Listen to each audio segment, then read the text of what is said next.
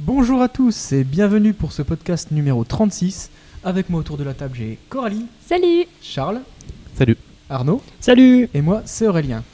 Alors aujourd'hui, un nouveau podcast. Mais avant de commencer, je vous rappelle nos petits partenaires habituels. Donc Bad Geek, bien sûr. Nous sommes en live d'ailleurs actuellement sur badgeek.fr. Donc salut à vous qui nous écoutez en live. Nous sommes aussi diffusés sur Fréquence Geek, Pod Radio. Et aussi maintenant sur la Millennium TV 3.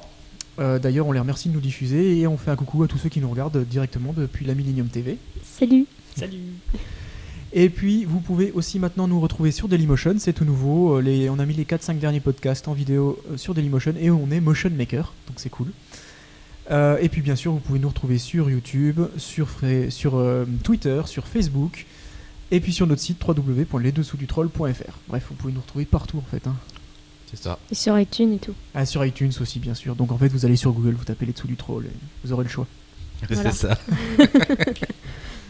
Donc aujourd'hui, au programme de cette émission, on va faire quelques petites news pour vous informer un peu de ce qui se passe dans le monde du jeu de plateau.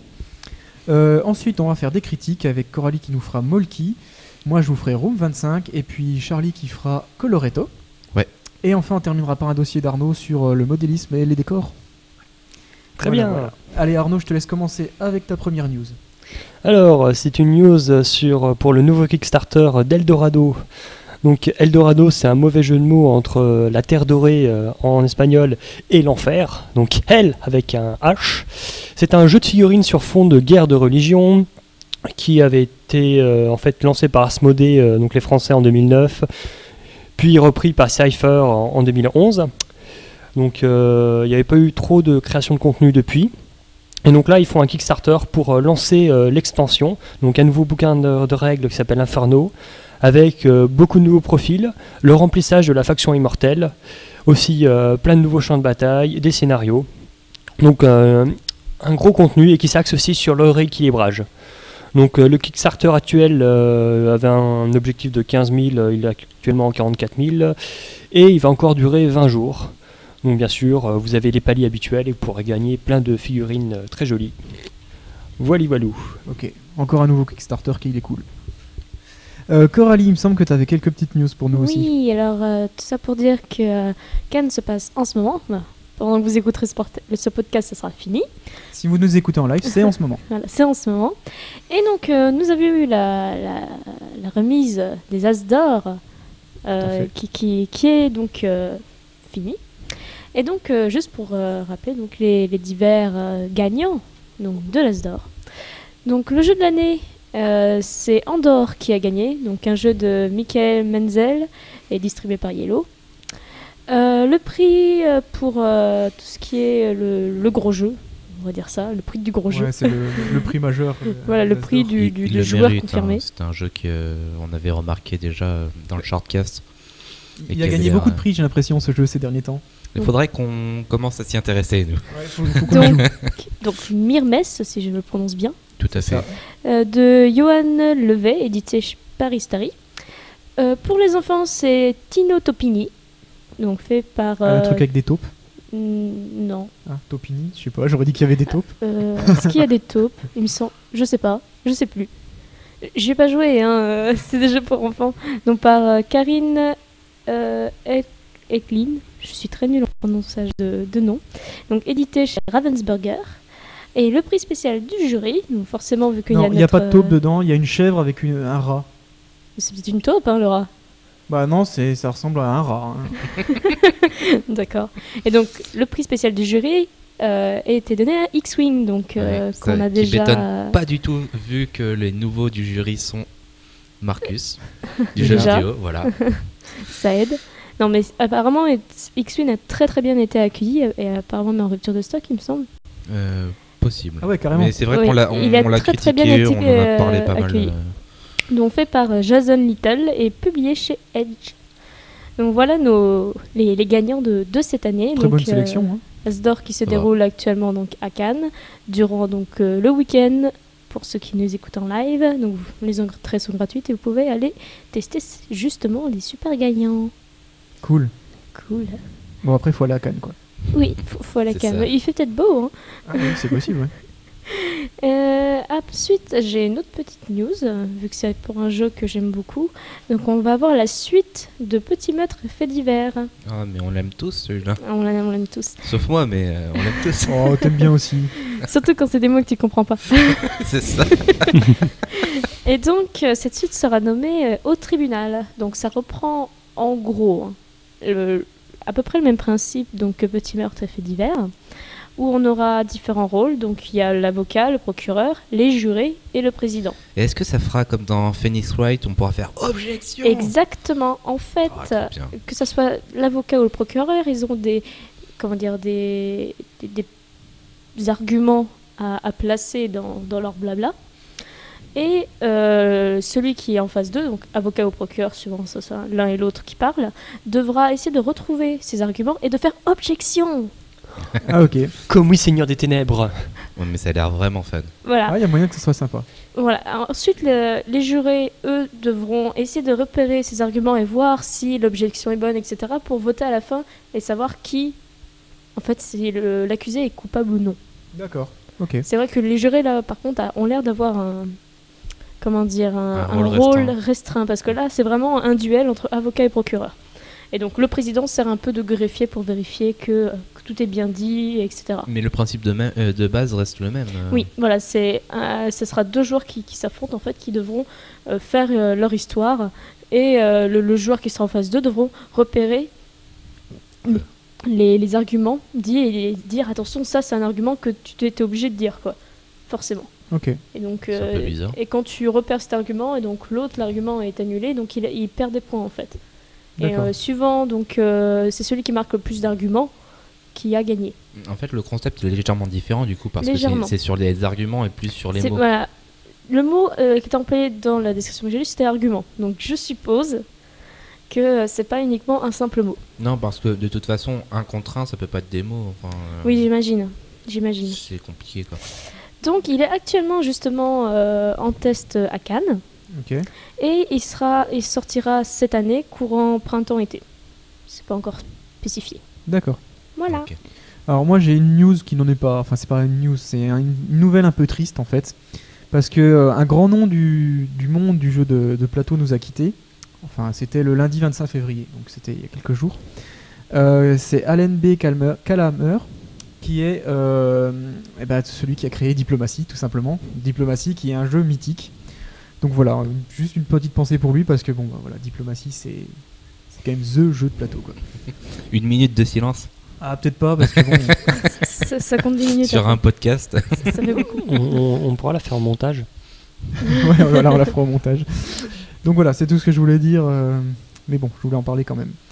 Et donc on enchaîne avec les critiques. Et Coralie, tu vas nous parler de Molki. Donc oui, là, je suis en train de penser à l'été et tout, parce que j'aimerais vraiment qu'il fasse beau.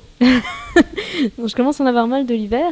Et donc l'été se prête très bien au Molki. Donc ça va être l'une des premières fois qu'on critique un jeu extérieur. Donc c'est pas vraiment un jeu de plateau comme Non, on c'est appelle plutôt même ça. un jeu de réflexe quoi. Voilà, un jeu D'adresse. d'adresse à l'extérieur pour vous changer de la traditionnelle pétanque et badminton. Parce qu'en gros, c'est un jeu de quilles qui ressemble un petit peu à de la pétanque avec des quilles. En gros. Ouais, bowling. je crois que quand il C'est l'origine de la pétanque. Finlandaise quoi.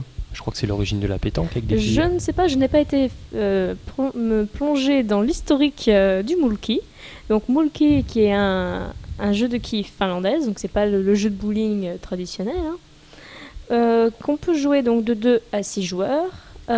Les parties durent environ 30 minutes et actuellement ça coûte 39 € la petite mallette de Molki, donc de quilles en bois, entièrement en joli bois, hein, du bon bois, pour Du bois, pouvoir donc faire une partie donc, jusqu'à 6 joueurs.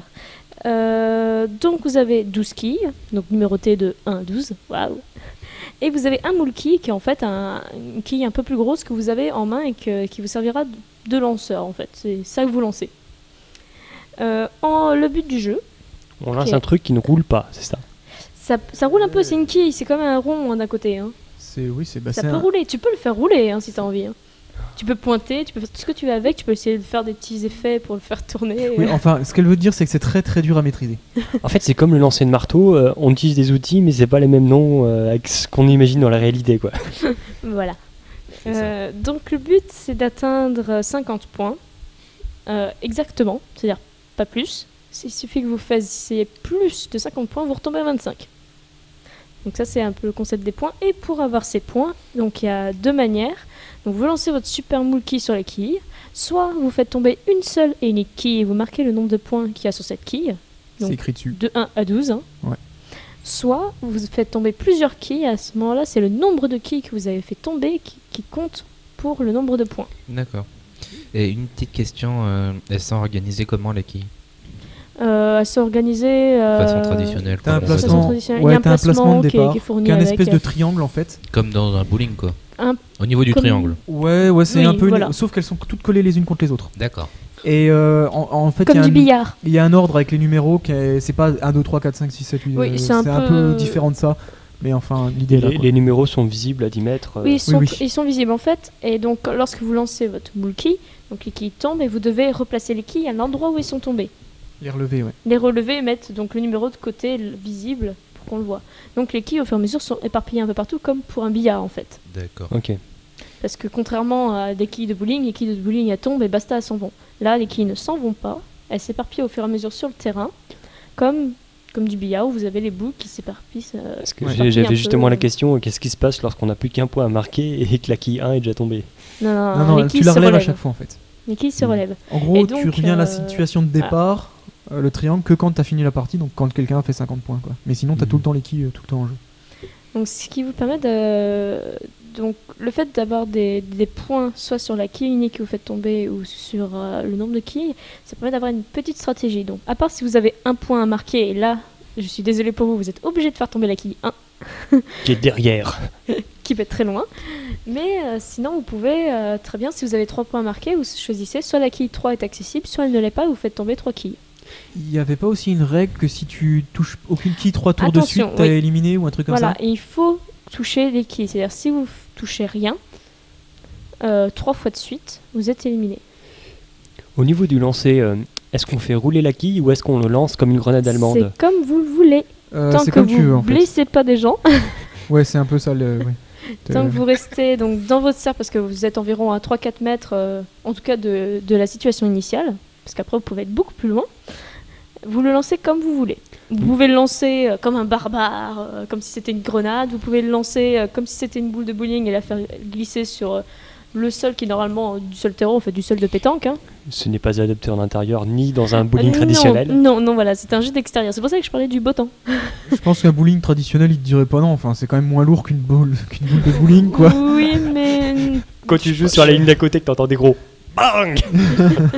Bon, enfin, franchement, le bowling, ça fait du bruit de toute façon. Ils sont pas à ça près. Voilà, donc vous pouvez lancer votre monkey comme vous voulez. C'est-à-dire, ça reste quand même un gros bâtonnet. Hein. C'est gros. Je sais pas vraiment exactement la taille, mais c'est gros. Ça fait peut-être mon avant-bras, pour ceux qui voient. Oh, peut-être un peu moins que mon avant-bras. Et donc... Ça fait 15 cm de haut. Pourquoi tu rigoles? On parle toujours des quilles. Oui, on parle toujours des quilles. Mais regardez la taille de cet avant-bras, voyons. Alors... Et donc, vous pouvez essayer de faire des petites figures de style quand vous l'envoyez, du genre comme si c'était... vous essayez de le faire tourner en même temps quand vous l'envoyez pour que ça aille faire... Alors, pour ceux qui n'ont pas la vidéo, Coralie est en train de faire un haka. Elle se frotte les mains, elle prend des airs assez sérieux. Moi, ce que j'ai constaté dans le jeu, c'est que, en gros, t'essayes déjà de toucher une quille, c'est déjà pas si mal. Ouais. Bon, je pense que j'ai 0 point en adresse, ça explique beaucoup de choses, mais j'ai failli me faire éliminer hein. Assez régulièrement, tout le temps, je suis oh mince, il faut pas que je me rate sinon j'ai perdu. Et, d'accord. Non, je suis assez mauvais à ce jeu. T'en étais à ne pas pouvoir toucher un truc qui est à 3 mètres de toi? Bah, non, mais en fait, c'est très perturbant ce bâton par parce la suite, ils peuvent être très très loin. Déjà, mais surtout, dès que ça rebondit, ce machin, ça part n'importe où. Donc, il faut que tu touches presque en tir direct, hein, sinon, si ça rebondit, tu sais pas où ça part, quoi. Donc, Oui, c'est à peu près ça. Un bâton qui rebondit sur le sol, bah voilà quoi. C'est pas comme une boule, ça. Ça a l'air très réjouissant d'aller expliquer ça à sa commune. Bonjour, est-ce que vous pourriez construire un terrain de mulki? Alors je vous explique le principe. On va lancer des trucs de bois et dessus on prend 3 kilos. Bon, il faudra un petit peu de grillage sur les côtés, hein, histoire de pas choper un passant au passage. Non, on peut très bien jouer sur des terrains de pétanque. D'ailleurs, il y a eu un championnat du monde récemment, enfin il y a quelques mois, on en avait fait une news. C'était pas plutôt l'année dernière? Ou l'année dernière. Il me Et je semble. crois qu'il y a une équipe française qui a fini sur le podium, voire même qui a gagné, je sais plus. Mais qui avait vraiment fait un super classement. On a fait une news dans un précédent podcast, réécoutez-les tous, vous trouverez. D'accord. Cool. Cool. Donc voilà, donc c'est un petit jeu qui est vraiment sympathique, qui vous change un peu d'une traditionnelle pétanque, qui peut être un peu long. Une pétanque, ça peut être long. Et franchement, c'est vraiment très drôle. On se marre bien de lancer des gros bouts C'est de bois. excellent. Ouais, c'est excellent. Moi, je suis mauvais, mais j'aime bien. Voilà. Voilà. Bah, merci Coralie pour cette critique intéressante. Et bah, c'est à mon tour, tiens. Et je vais vous parler de Room 25. Alors, Room 25, on vous en avait déjà fait un peu le teasing, parce qu'on a eu l'occasion de le tester, mais de tester la version prototype auprès de Matago. Donc, vous vous doutez bien, l'éditeur, c'est Matago. Et on n'a pas eu l'occasion de retoucher au jeu final, même s'il est sorti aux environs du mois de décembre. On a quand même envie de vous faire la critique parce que personnellement, pour moi, c'est mon coup de cœur et c'est un très très bon jeu. Donc, on est parti, Room 25. Alors, l'auteur, c'est François Rezé. Et les illustrateurs, c'est Daniel Ballage et Camille Durand-Kriegel. J'espère que je le prononce bien. Alors, ça, je joue de 1 à 6. Niveau âge, c'est, on va dire, 10 ans et plus. Une partie dure environ 25 minutes. Et puis, le prix, il faut compter à peu près 25 €. Alors, quel est le principe de jeu? Si vous avez vu le film Cube, vous allez très vite comprendre. Un peu ça, ouais. Oui. L'idée, en fait, c'est... d'ailleurs, pour l'anecdote, son nom d'origine, c'était Cube. Le nom s'est transformé en Room 25 au moment où il est passé chez Matago. Ils ont gardé le reste du pitch, mais je pense qu'ils ont changé le nom histoire de droit, ils voulaient pas être emmerdés. Ils avaient du mal à faire le plateau en 3 dimensions. Aussi. Non, mais en fait, oui, c'est Cube, mais sur un seul cube, étage. C'est en un fait. cube plat. Voilà. Enfin, c'est pas un cube, c'est un pavé, quoi. Sur un seul... Enfin, ouais, c'est ça, il y a qu'un seul Ils auraient dû étage. appeler ça pavé. Tout de suite, ça parle moins, quoi. Je sais pas pourquoi. Après le lancer de matraque, on a le pavé. Donc, le pitch du jeu, c'est que, en fait, on est dans un jeu télévisé, mais on va dire le jeu télévisé dans, vous savez, dans quelques dizaines d'années, je sais pas. Où les morts seront autorisés. Ouais, voilà, c'est Voilà. ça. Où les trucs morbides font plaisir aux gens, mais encore plus que maintenant, et c'est encore plus assumé. Comme dans Running Man, si vous Oui, connaissez. voilà, par exemple, du Stephen King, Running voilà. Man. Et donc, le principe, c'est qu'on balance des gens dans un complexe de 25 salles, donc c'est un carré de 5 par 5, si vous n'êtes pas trop mauvais en maths. Et on se retrouve tous au milieu du carré, et le but c'est de sortir. Mais comment on sort? Eh ben, il faut trouver la Room 25, qui est en fait la pièce de sortie, comme dans Cube, le truc final qu'il y en a qu'un qui y arrive, et puis en fait il n'y arrive pas. Tout En ça. fait, c'était la pièce de départ. C'est ça. Voilà, on vient Là, de vous c'est pas la- détruire le film si vous l'avez pas vu. Désolé. Non. Et là, c'est pas la pièce de départ. Non, en effet. Parce qu'en fait, ce qui va se passer, c'est que vous allez avoir vos 25 salles, donc vous êtes au milieu, et puis toutes les autres salles sont face cachée. Donc on ne sait pas ce qu'il y a dans les salles, et on ne sait évidemment pas où est la salle d'arrivée. La seule chose qu'on sait, c'est que la salle d'arrivée se situe sur un bord du plateau. Enfin, pour être plus précis, sur un des coins du plateau. Coin composé par 3 tuiles. Ok. Ça veut juste dire qu'en gros, la salle, elle n'est pas juste à côté du début, quoi. C'est juste pour ça qu'on fait ça, parce que le placement en fait est aléatoire. C'est-à-dire que dans le jeu total il y a 32 tuiles, mais on en choisit 25 et puis on les place aléatoirement. Ce qui fait que ça a une grosse rejouabilité à ce niveau-là. Bon, le principe pourrait paraître simple et gentil et comme ça, sauf que en fait non, parce que évidemment dans les amis qui vous accompagnent, eh ben ils sont pas tous gentils. Non. Et il peut y avoir des méchants, des gardiens qui eux leur seul but c'est de vous buter. Des Enfin, ex-policiers. de vous empêcher de sortir, que ça soit en vous tuant, soit en vous faisant passer le délai limite. Puisque ce que je n'ai pas dit, c'est qu'il y a un temps. On a en fait 10 tours de jeu pour sortir. Au-delà de ces 10 tours, bah, tout le monde y meurt. Alors les gardiens, leur but c'est de mourir finalement avec les autres, quoi. C'est cool. Bon, je sais pas, mais bon. Suicidaire. En fait, les gardiens, c'est des Cylons. C'est ça, C'est ça. c'est des robots. Ça doit être ça. Et donc, comment ça se joue ce jeu? C'est très simple. En fait, chaque joueur va préparer ses actions. On prépare tous ensemble nos actions en face cachée. Et on doit choisir 2 actions parmi 4. Les 4 actions, c'est regarder. Regarder, ça va être de regarder dans une des salles à côté, voir ce que c'est la salle en fait. Ça veut dire qu'on prend la tuile, qu'on regarde ce qu'il y a en dessous discrètement, et on la repose, et on peut donner des indications à nos collègues, genre ah, celle-là elle est vachement cool, et puis en fait c'est un piège mortel quoi. Enfin, des trucs festifs, ouais, félon, tout ça, c'est très drôle. On peut pousser quelqu'un dans une salle à côté. C'est horrible. On peut se déplacer dans une salle à côté. Et puis enfin, on peut contrôler les cases. Alors, contrôler les cases, ça, en fait, vu que c'est un cube, les pièces peuvent bouger. C'est-à-dire qu'on prend une ligne ou une colonne qui n'est pas où il n'y a pas la case du milieu, celle de la départ. case d'entrée. Et puis on a le droit de déplacer sur la gauche ou sur la droite. D'accord. Alors vous vous rappelez, lorsqu'on avait dit que la sortie était sur les coins. Et ben après, au début. Au début. Voilà. Et c'est très drôle parce que du coup, on se retrouve à mélanger le plateau, à plus savoir où on en est. Enfin, c'est comme dans Cube. Mais on peut Comme pousser dans Cube. quelqu'un dans un piège donc. Oui, tout à fait. Mais lui, il a rien à dire quoi. Voilà. Ah non, tu te fais pousser, point. Et tu meurs. C'est Ah, ça. pas forcément. Pas forcément, ça dépend Non, des salles. parce que les salles, en fait, elles ont toutes un pouvoir, on va dire, un rôle. Alors, il y a des salles qui ne font rien. Leur rôle, c'est de ne rien faire. C'est une salle normale. Mais il y a des salles qui vont faire, par exemple, c'est un téléporteur. Et hop, ça t'amène ailleurs. Ou, tiens, par exemple, cette salle, elle te permet de faire un déplacement de ligne. Ou, cette salle, elle te tue. Parce que t'as des salles qui sont négatives. Ah ouais. Typiquement, tu rentres. Alors, t'as une salle, tu rentres dedans, ça va. Si tu restes un tour, t'es mort. Ah ok. T'as une d'accord. salle, si tu rentres dedans, ça va. S'il y a un deuxième qui rentre dedans, toi t'es mort, le deuxième ça va. Parce qu'en fait c'est une petite plateforme toute étroite et puis s'il y a un deuxième qui rentre, il te pousse. Et tu meurs dans les pics en dessous. Mais du coup, tu peux mourir et être exclu du jeu plus, Oui, plus c'est un avoir à jeu. jouer quoi. Oui, C'est c'est ça. un jeu à élimination, potentiellement. Tu peux te faire éliminer avant la fin de la partie. Tout à Voire fait. tout au début. Tout au début, tout Oui, au milieu, tout au juste à la début. fin. C'est assez frustrant. Non, parce que même quand t'es éliminé, tu regardes les autres et c'est rigolo. C'est des petites parties relativement courtes, donc D'accord. Ouais, c'est ça ça. gêne pas trop. Alors, ce qu'il faut savoir, donc je disais, on prépare ses actions. C'est-à-dire tout le monde va préparer ses 2 actions, face cachée. Et puis après, on va jouer chacun à son tour, en prenant le premier joueur. Et en fait, à chaque tour, il y a un premier joueur qui change. Et puis, il joue une action, l'autre, une autre. Et puis, on fait la deuxième action, tous, chacun à son tour après. Ce qui fait que il faut aussi réfléchir à ce que va faire les mecs autour de soi. Est-ce qu'ils jouent avant moi, après moi, pour savoir Ouais. si je le pousse pas. Parce que Mais par exemple, si tu pousses et qu'il s'est cassé, eh ben, ça sert à rien, t'as perdu ton action. et quand tu C'est dis ça. je pousse, tu dis je pousse un tel ou Non. tu Non, dois tu dire dis je juste pousse. En fait, je pousse. quand tu choisis ton action, genre regarder, pousser, tout ça, tu ne précises pas quelle salle tu vas faire, qui c'est que ça va être. D'accord. C'est au moment où tu retournes Donc que tu peux tu fais switcher l'action. éventuellement de gars quoi. Oui, Oui. bien sûr. Tu dis tout le monde au premier tour va regarder, moi je vais me barrer avant que cet arrêt me pose quoi. Oui, alors par contre, c'est très déconseillé dans le jeu de rentrer dans une salle où tu ne sais pas ce qu'il y a. Parce que typiquement, en fin de partie, t'es à l'arrache et tout, tu te dis allez, on tente le coup, il faut qu'on se dépêche si on en est mort. Et c'est là où tu rentres dans la salle qui te tue.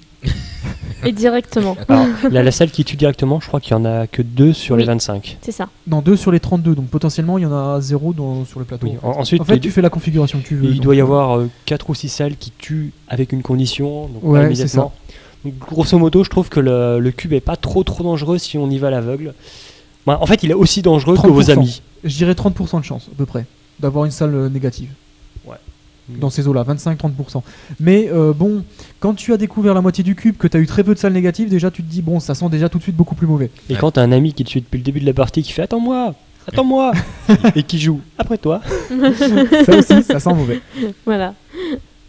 Alors, il y a une petite règle en plus qu'on a joué aussi sur le prototype Sur la deuxième fois on la a dernière joué, version du prototype, donc avant la mise en production. qui était en fait, vu que c'est un jeu télévisé, on a un public. Et en fait, on lance un dé qui détermine l'audimat. Savoir si les gens sont contents ou pas. Et en gros, s'ils sont pas contents, ça fait perdre une action. Le premier joueur est affecté, seulement Ouais, le premier seulement joueur. le premier joueur lance le dé. Sinon, ça serait trop. Et le premier joueur tourne à chaque tour, hein. Donc, Ne en vous gros, inquiétez tu pas. peux soit perdre une action, soit gagner des actions en plus. Voilà. Moi je dis s'ils poussent des gens pour les tuer, le public est forcément content. Ah, c'est le dé qui décide. Hein. Oui, Tu- c'est tu un peux dé. pas. Donc bon. Alors, du coup, je vous parlerai pas du packaging final parce que malheureusement, on n'a pas touché le jeu, le vrai jeu, Voilà.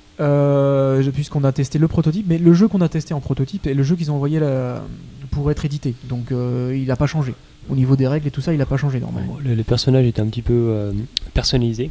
Oui, chaque personnage a un rôle. T'as le geek, la fille sexy, le cyborg, etc. Ouais, c'est cool. Mais ils n'ont pas de pouvoirs spéciaux. Hein. Ils ont C'est tous les mêmes juste C'est juste pour capacités. faire joli. C'est un skin quoi. Et puis enfin, il y a 5 modes de jeu. Il y a le mode suspicion, le mode coopération, le mode compétition, le mode équipe et le mode solo. qui suivant c'est suivant le nombre de joueurs et suivant la difficulté qu'on veut, c'est pas le même nombre de joueurs, d'accord. Oui, parce que le Suspicion, par exemple, l'équipe c'est de 4 à 6, le mode coop c'est de 2 à 6, la compète c'est de 2 à 3 et le solo c'est C'est 1. une très bonne idée, comme ça il y a 5 jeux quoi. Enfin, Exactement. Solo, c'est assez chaud. Hein. Je sais pas, on n'a pas testé le solo, nous on a testé que le coop. On a testé le coop et au bout de 10 tours, je crois qu'on avait visité que 3 des 4 coins. Ouais, on n'avait pas tout fait le cube. Non, je crois que c'est impossible de faire tout le cube en 10 tours, à moins de tracer. Mais il me semble que le cube est plus petit, où il y a moins de salles. Oui, il doit y avoir. Les configurations sont différentes. En tout cas, les salles, en tout cas ça c'est sûr, sont différentes suivant quel mode tu es. Les règles sont adaptées en conséquence. Voilà. Très bien. Donc voilà ce que je peux en dire. Alors personnellement, pour moi, c'est un très gros coup de cœur. Quand j'ai découvert ça, c'était à la Japan Expo qu'on a découvert le premier prototype. Enfin, peut-être pas le premier, mais la première fois qu'on y a joué en tout cas. Et j'ai juste adoré quoi. J'ai vu ça, j'ai fait waouh, mais on est dans Cube, trop bien. Ouais, c'est clair, on a tous aimé. En plus, le jeu est cool. Donc c'est pas seulement cool, il y a un pitch sympa. Non, le jeu est cool. Donc vraiment excellent quoi. Que du bonheur. Moi, j'ai juste un petit bémol sur le fait qu'on est en coopération et qu'on doit tous sortir, tous être sur la case de sortie avant la fin. Pour gagner, il faut que tous les gens qui sont gentils, donc pas les gardiens, soient sortis. Et ça, c'est trop violent. Et ça, c'est dur. Voilà. On n'a jamais gagné, hein. De toutes les parties qu'on a fait, on a toujours perdu. Mais il est fun ce jeu.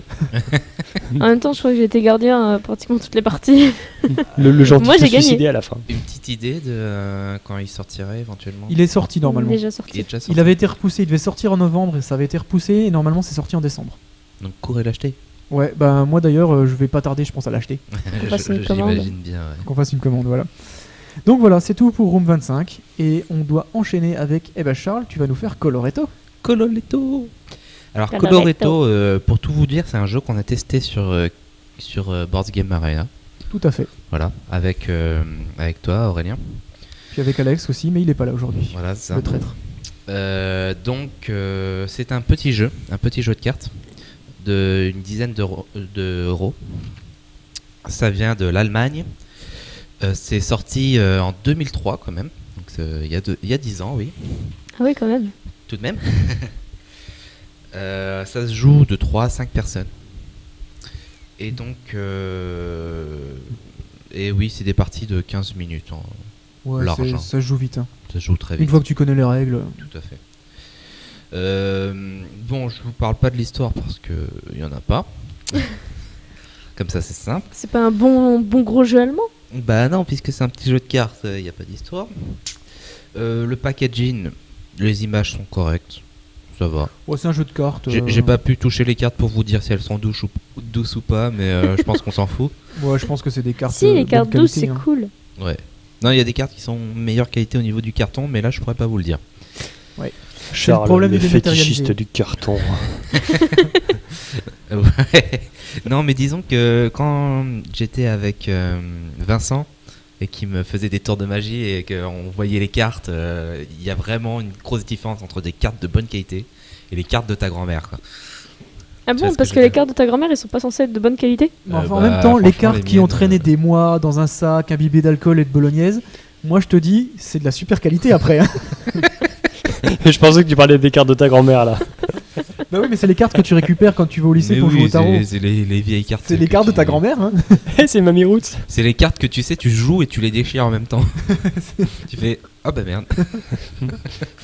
Donc là, je pourrais pas vous en parler. On va parler directement des mécaniques de jeu.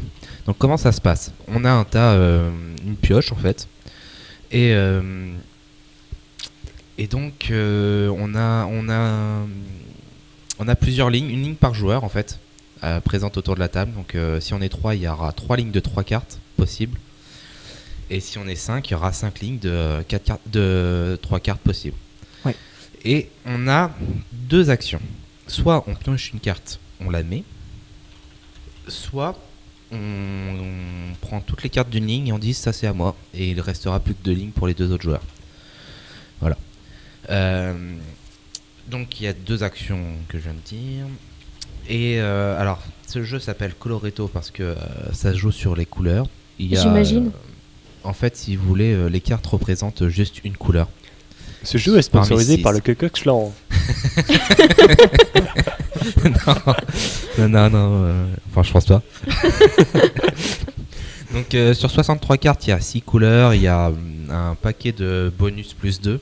Donc c'est des cartes qui n'ont pas de couleur mais qui vous rapportent 2 points à la fin du tour. De la partie, voilà. Simplement. Il y a les cartes Joker. Il y a des cartes Joker. Qui font la couleur qu'on veut. 3 qui font la couleur qu'on veut. Et il y a aussi des cartes pour vous expliquer les règles. Et c'est tout. C'est tout, on a fait le tour. Donc dans le principe, il y a 6 couleurs. Et en fait, vous avez une petite table à respecter. En fait, si vous voulez, à la fin de la partie, chaque couleur va vous rapporter des points en fonction des cartes que vous avez du nombre de cartes que vous avez dessus. Par exemple, si vous avez une carte de couleur d'une couleur verte, ça vous rapportera 1 point. Si vous en avez 2, ça vous rapportera 3 points. Si vous en avez 3, ça vous rapportera 6 points. 4, 10 points. 5, 15 points. Et 6, 21 points.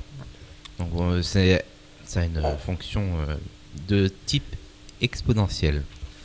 Ouais, c'est une suite arithmétique mixte. Ouais. On fait pas de maths ici. Le problème étant que, en fait, les 3, vous pouvez choisir que 3 couleurs qui vont vous rapporter des points. Toutes les autres couleurs vont être décomptées en négatif. Ça. On les choisit à quel moment? En fait, on les choisit pas, c'est à la fin de la partie. Les couleurs où tu as le plus de cartes, c'est du positif. Les couleurs où tu as le moins de cartes, c'est du négatif. Enfin, en fait, d'après la règle, tu as le choix de choisir. Mais on considère que t'es pas assez bête pour prendre le paquet où t'en as le plus et le mettre en négatif. Ah ouais. Je demandais si c'était en fait choisi au début ou à la fin de la partie. À la fin de la partie. Juste à la fin de la partie. Et c'est tout. J'ai pratiquement tout expliqué déjà. Ouais, c'est ça en fait. C'est le tour de jeu. Tu pioches une carte ou tu prends une ligne. Tu prends une ligne, du coup. Alors, par rapport aux mécaniques, du coup, il y a une certaine stratégie façon stop ou encore. Oui, c'est ça. Tout à fait. Où, je prends cette ligne, elle me pourrit un peu, mais quelque part, j'ai une verte et j'en ai déjà 5, ça fait que j'aurai 6 et nanana. Juste pour savoir, est-ce que les cartes sont visibles sur les lignes? Oui, je crois que oui. Les cartes que tu poses, elles sont face visible, bien sûr. Okay. Quand tu pioches, tu la poses face visible, oui. Ok, et celles qui sont dès le départ? Et c'est le paquet de pioches. Non. Face cachée, c'est une pioche. Face cachée. Mais celles sur la table sont toutes visibles. Ouais, okay. Même celles que tu as récupérées, tu as le droit à tout moment de consulter combien de points tes adversaires. Ouais. Pour savoir ce qui les pourrit le plus. Tout à fait. Parce que sinon, il n'y aurait pas de stratégie, ça aurait aucun intérêt. Ouais. Et ça serait intéressant peut-être de jouer avec des variantes à voir. Pioche visible ou une carte à jouer face cachée, je sais pas, mais... ça m'a l'air pas un poil trop simpliste. Non, en fait ça joue très très simple. C'est très simple. Moi personnellement, j'ai trouvé que c'était très agréable à jouer. Franchement, c'est en fin de convention parce que moi je trouvais que c'était un jeu très hasardeux en fait, au final. Ouais, il y a une part de hasard évidemment. Mais forcément dans les stops ou encore quoi. T'as une pioche, hein, donc t'as forcément du hasard, mais ça a quand même une petite partie de stratégie. Mais en termes de mécanique, il y a un truc que je comprends pas, c'est vous commencez avec autant de lignes que de joueurs. Oui. Mais globalement, une fois que chacun a pris sa ligne, en fait tu recommences. Tu recommences. Oui, le jeu se termine quand on pioche. Dans la pioche, il y a une carte dernière manche. Le jeu se termine quand on pioche cette carte. On joue une dernière manche et les manches, en fait, c'est à chaque fois qu'on ramasse les 3 lignes. Ok, mais une fois qu'on a ramassé, par exemple, 2 des 3 lignes, est-ce qu'on en refait popper une? Non.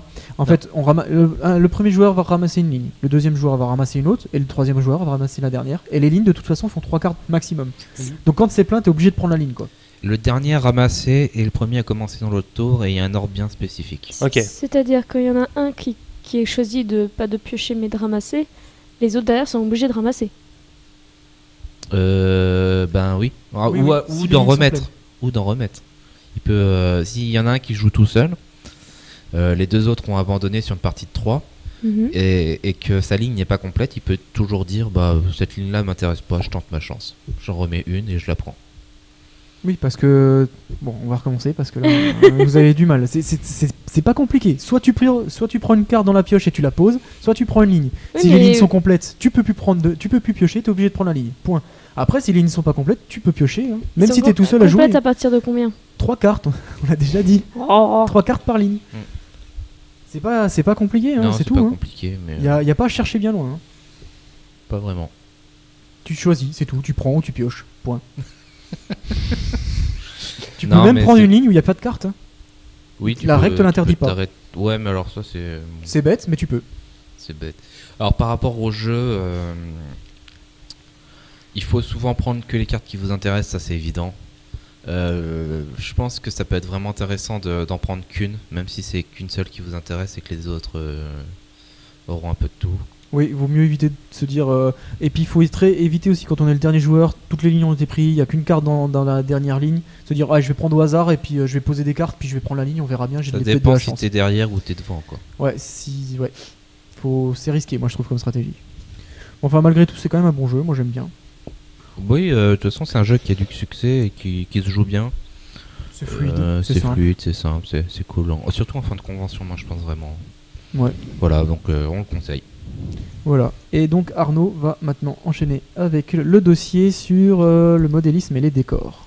Voilà, donc ce dossier sera consacré à comment et pourquoi faire un décor. Moi, bien sûr, on est axé jeu de figurines. J'avais oublié de préciser. C'est qu'en fait, quand Aurélien a dit Arnaud va faire. Ça veut dire jeu de figurines. Ouais, Voilà, trompettes les qui sortent. spécialistes. Voilà. Donc, déjà, à quoi ça sert d'avoir un terrain?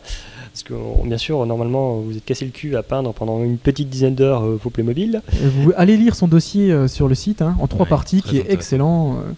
Et si vous l'avez pas lu, allez le lire, c'est tout. Donc oui, donc en gros, jeu de figurines, c'est comme un jeu d'échecs géant, sauf que nous, on a du goût et on joue avec des jolis trucs. Il y a des jolis jeux d'échecs aussi. Ouais, je pouvais tacler Tu les vas jeux te au passage. faire tabasser. Un truc de ouf, quoi. Non. Donc, outre la dimension esthétique, parce que c'est quand même ultimement classe de jouer sur un décor qui rappelle, je sais pas, un terrain naturel ou une ville en plein conflit.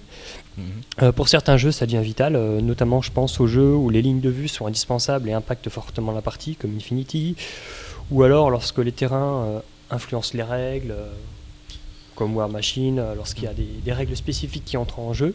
Et puis je suppose qu'il y a des armées qui peuvent être complètement inutiles s'il n'y a pas de... Ou l'inverse. Ou l'inverse, oui. Si tu as un terrain complètement dégagé... bon. Je sais pas, tu peux prendre l'exemple de la cavalerie française dans les marais... dans les marais hollandais, c'était très drôle. Hein. Ça a mal fini.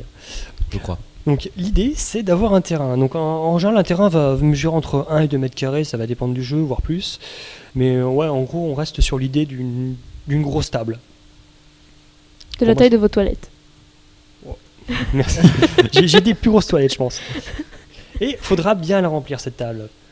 Ouais, d'avoir quelque chose d'à la fois esthétique et pratique à jouer. Donc j'ai à peu près identifié 4 types de tables que je vais vous donner. C'est tout d'abord, on a la table de type fonctionnel. En fait, en général, c'est utilisé par les personnes débutantes ou les mêmes qui vont jouer avec des capsules de bouteilles. On a tous les marqueurs, ça ressemble à rien, mais il y a une certaine logique. Donc en gros, on va s'amuser à découper des petites bouts de moquette pour faire croire que c'est des forêts. On prend le premier truc en carton qu'on trouve et hop, c'est un immeuble. De l'art abstrait, quoi. Voilà. Donc on reste dans des marqueurs de terrain très, très fonctionnels, assez faciles à faire. L'avantage, c'est que tout est plat et c'est facile à ranger. Voilà, et à refaire.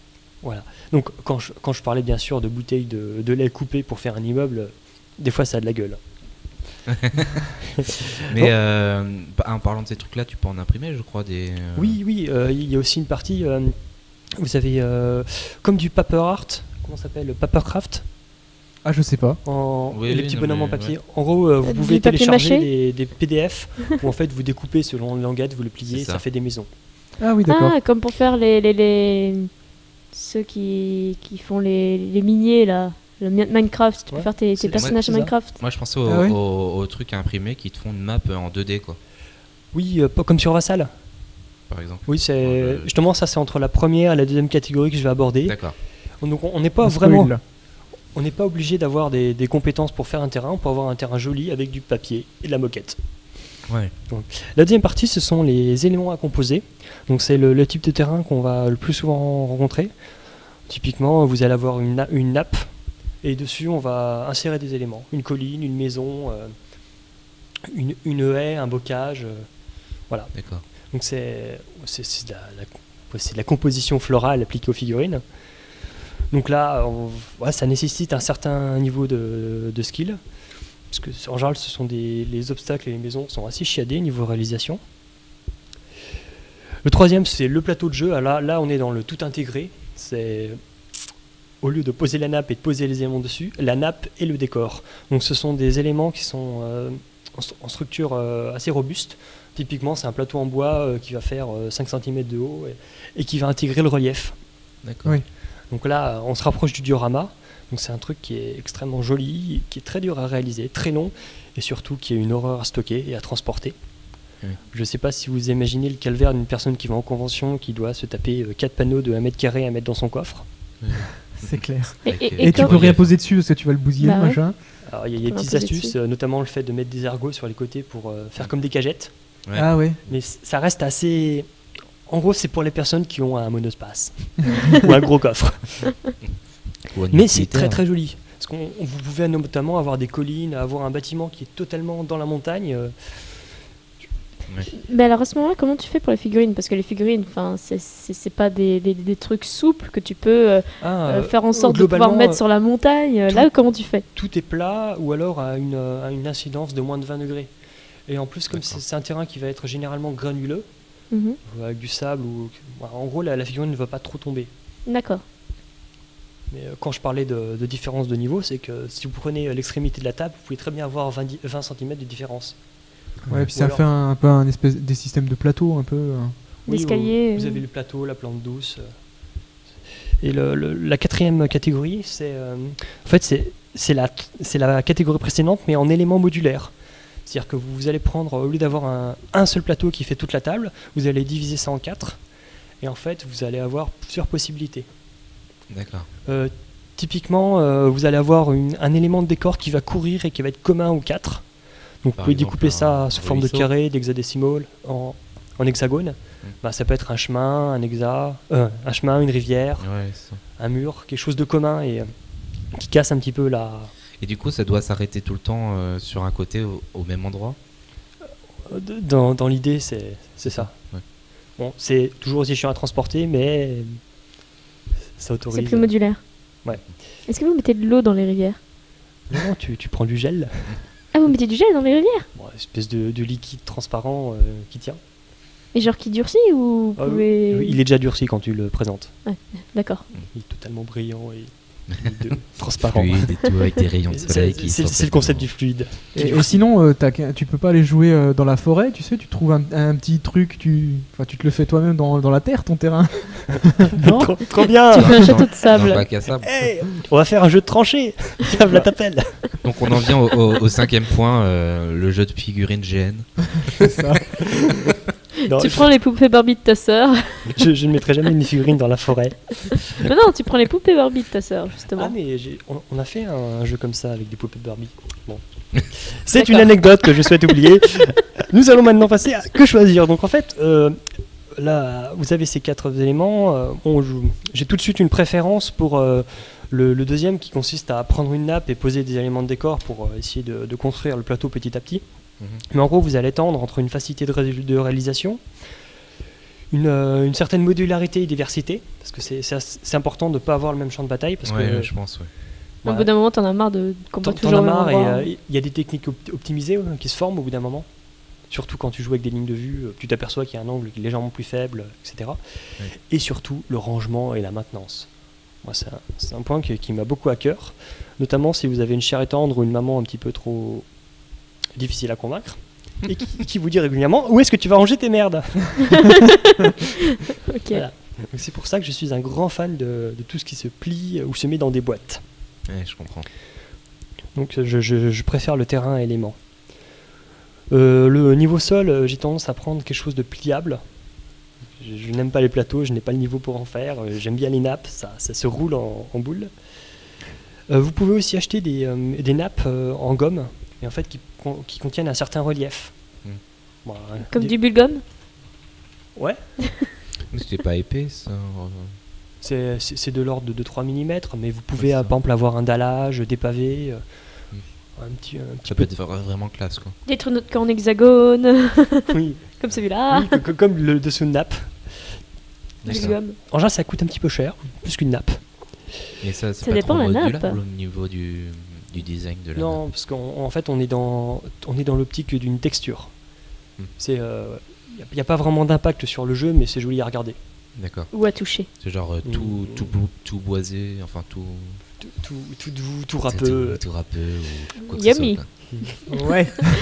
Lorsque vous êtes dans un décor à éléments, c'est bien de savoir si chaque élément est individuellement, doit être rangé individuellement ou peut être transporté dans une caisse.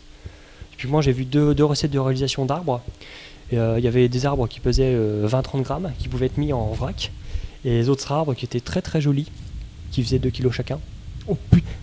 C'est des arbres en plomb. Une espèce d'ent de 50 cm de haut. C'est des gros arbres, quoi. Très, très jolis, mais en fait leur propre poids fait qu'ils sont obligés d'être entourés de mousse pour être transportés. C'est horrible. Et genre, ils coupent la ligne de vue des joueurs, quoi. C'est ça. Voilà. Et on parlait de GN, hein, on y est. Hein. Non. le bois dans votre jardin n'est pas démontable. Ouais, si, ça se démonte. Pour des ogres, peut-être. Voilà. Est-ce que les éléments sont dissociables, démontables par exemple, si vous avez des buildings, vous pouvez souvent... je pense notamment aux buildings qui sont fournis par MicroArt pour Infinity. Ce sont des immeubles, chaque étage est modulaire. C'est-à-dire Comme une maison Barbie. Ah, tu peux aller dans le truc en fait. Tu peux aller dans le truc, et surtout, lorsque tu le ranges, t'es pas obligé de ranger tout en hauteur. D'accord. Ah, c'est pas mal ça. Voilà. Et puis, est-ce qu'il y a une certaine résistance au choc? Alors là, je pense aux matériaux utilisés. En général, pour les décors préconçus, vous avez de la résine qui permet pas mal de détails, mais qui est très cassant. Pensez à de la porcelaine. Ah oui. Pour les décors Oula. faits, on va plutôt utiliser du carton, du bois, qui lui a une plus grosse résilience au choc. Il n'y a pas des décors en plastique, dans ceux qui sont déjà fournis par les éditeurs ou... Alors, plastique, ça se fait pas trop. Moi, c'est assez dur de mouler un gros volume en plastique de manière pas trop chère. À part les bouteilles. Oui. Problème de caméra. Ok. Je crois qu'il y a un chat qui s'est jeté dessus. Sinon, en parlant de plastique, l'élément qui se rapprocherait le plus, ce serait des décors en bois, mais découpés au laser. Ah, carrément. C'est comme un meuble Ikea, mais pour un décor. Donc, vous avez chaque face et vous l'embriquez. T'as des gens qui sont spécialisés dessus, qui te coupent des pièces de bois de la façon que tu veux. Comme les maisons de poupées, en fait. Les maisons de poupées en bois. C'est une maison de poupée. Et ensuite, vous mettez de la texture, vous occupez de la peinture. Mais la structure est déjà faite. D'accord. La structure, c'est un côté qui est assez chiant. Ça a tendance à s'effondrer sur soi-même ou pas résister au choc. Ouais. Donc c'est pour ça que je vous commence, pour ce qui est de la fabrication, de commencer petit. Donc vous allez prendre quelque chose qui est au final qui sera pas très lourd. Plus c'est lourd, plus il y a d'efforts et plus ça a tendance à se casser. Oui, puis tu peux pas toujours jouer chez toi, je suppose. Tu joues quasiment jamais chez toi, donc à moins voilà. que tu aies une ludothèque qui soit trop bien, genre comme le CNJ de Boulogne. Moi j'ai ça dans ma chambre. Hein. T'as le CNJ dans ta chambre? Bien sûr. Ah bah tiens. Bah tiens, c'est nouveau. C'est la fête. Je vous inviterai, vous verrez. Donc un truc assez léger avec une bonne surface d'appui. Ouais. Donc en surface, en éléments de surface, j'ai pensé à de la terre, de l'arbre, des paysages un petit peu désordonnés qui sont faciles à faire pour que vous ayez les éléments que je vais vous citer ensuite. Et sinon, en éléments 3D, vous avez les panneaux qui sont assez utilisés. Donc, en gros, c'est un mur avec une seule surface et un petit décor sur un côté. Le mur, les buissons, les tas de gravats. On va dire c'est le level 1 de la fabrication de décors. Vous pouvez faire de la merde, au final, ça ressemble toujours à quelque chose. C'est vrai. Ouais, faisais pas le grand building tout de suite, quoi. Tout ce qui est habitation, il y a pas mal de contraintes. Mais vous pouvez commencer par les ruines, ça marche bien. D'ailleurs, c'est comme ça que Game Workshop a une gamme intéressante de ruines. Je crois que comme ils n'arrivent pas à vendre des produits finis sur le marché, ils ont une gamme assez impressionnante de bâtiments avec des crânes en ruine. Cool. D'accord. Du Game Workshop bashing, ça fait C'est du bien. un stock qu'ils ont cassé et du coup ils en ont fait des ruines. Bah, je suppose que pour les jeux de rôle futuristes, à la limite, c'est plus commun que des bâtiments entiers, quoi. Ouais. Et surtout, en général, les jeux de figurines, c'est des jeux de guerre. Donc Ouais, vous êtes dans un environnement un petit peu hostile. Ouais, voilà. C'est la guerre, quoi. C'est la guerre, Jack. Donc c'est pour ça que je vous conseille de vous procurer ce genre de produit en magasin de bricolage plutôt que d'utiliser une boutique spécialisée, parce que vous allez être amené à faire du traitement de masse. Alors, du traitement de masse, en gros, ça veut dire beaucoup de produits. Les quelques centimètres carrés sur votre figurine, ça va se transformer en quelques décimètres carrés niveau peinture, niveau matière. Pour ça, je suis un grand fan de la liste ci-contre, de la colle à bois. En général, ça sert à assembler n'importe quoi, pourvu qu'on le laisse sécher 24-48 heures. Pas que pour du bois, quoi. Vous pouvez prendre des graviers, vous les mettez sur du plastique et vous mettez du bois en travers, ça colle. D'accord. Je ne sais pas ce que ça représente, mais... En fait, on en était à la construction de paysages désordonnés, de gravats, de murs, de tas. D'accord, donc c'est une déchetterie, quoi. Oui, si vous voulez faire une déchetterie, la colle à bois est votre ami. Faire ça pour Raïm. La superglue, alors la superglue, je ne dis pas pour coller, ou alors pour coller des éléments très précis, mais surtout pour le petit effet acide qu'elle a sur certains matériaux. Je pense à de la mousse d'isolation. La glu a tendance à agresser violemment le matériau, ce qui lui donne un petit aspect granuleux, un petit terre acide. Ouais, je vois ce que tu veux dire. C'est un peu corrosif. Beaucoup. Puis que ça commence à faire de la fumée, ça sent pas bon. Là, faut ouvrir les fenêtres, sinon vous allez mourir. Quand ça prend feu, c'est qu'il y a un problème. De la silure, du sable, des petits graviers, alors, des trucs qui font à peu près 1 millimètre. Ça sert beaucoup pour texturer. De la litière de rongeur. Ça marche très bien, ça, la litière pour chat. Non, de rongeur, j'ai parce que pour chat... Ouais, tu sais, les copeaux de bois, ça marche bien aussi, ça. Ouais, tout ce qui est petit, en fait, vous allez... si vous avez une texture, vous savez pas trop quoi faire, un gros plat, vous mettez de la colle à bois, vous saupoudrez ce truc-là, vous retournez, et hop, vous avez un élément texturé. Bon, sinon, vous pouvez acheter le flocage à 5 € les 100 grammes, mais je préfère les litières pour chat. Le liège, qui est très, très bien à travailler, ça... Lorsque je parle de plaques de liège d'isolation, vous pouvez acheter pour quelques euros dans un Castorama. Lorsque vous le dégrappez à la main, ça a tendance à faire des reliefs comme des strates géologiques ou des petits cailloux. D'accord. Donc liège, colle à bois, sable, sciure, litière pour chat. Hop, vous avez une colline. Et ça fait une décharge. Non, ensuite ça dépend de la manière dont on le peint. Donc les plaques d'isolation qui permettent d'avoir du volume. Donc ce sont des plaques, les plaques bleues ou roses, qui font quelques centimètres d'épaisseur et qui sont comme en polystyrène, mais qui se découpent mieux. Donc vous prenez un cutter, vous les posez les unes sur les autres, et là vous avez une colline par exemple, que vous pouvez texturer en décharge. Le fil de fer qui sert toujours. Et enfin, ce que vous trouverez rarement dans un magasin de bricolage, mais qui en fait, là où la boutique spécialisée peut être utile, c'est du flocage. Donc flocage, c'est de l'imitation à herbe, feuilles... imitation éléments naturels. Pourquoi tu peux pas carrément faire sécher des feuilles de ton jardin ou du gazon? C'est pas la même échelle. Moi, je sais pas si tu essayes de faire de l'herbe sur ton terrain, tu auras du mal à prendre de la véritable herbe. Bah, tu prends de l'herbe, tu la haches. Du foin et tu le peins en vert. Ça voudrait dire que chaque grain, tu devrais le couper. Ouais, non, mais si t'imagines que ton personnage fait 4 cm de haut, tu vas réussir à trouver de l'arbre à l'échelle. Je préfère le flocage, c'est plus d'économie. En termes de temps, tu économises beaucoup.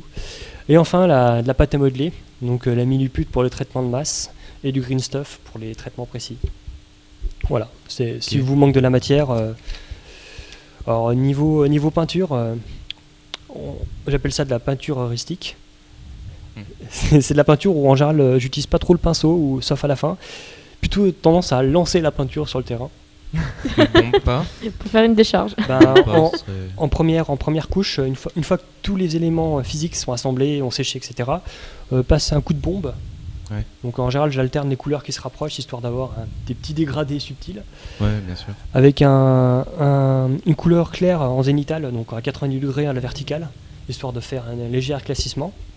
Et ensuite, c'est de l'utilisation de jus.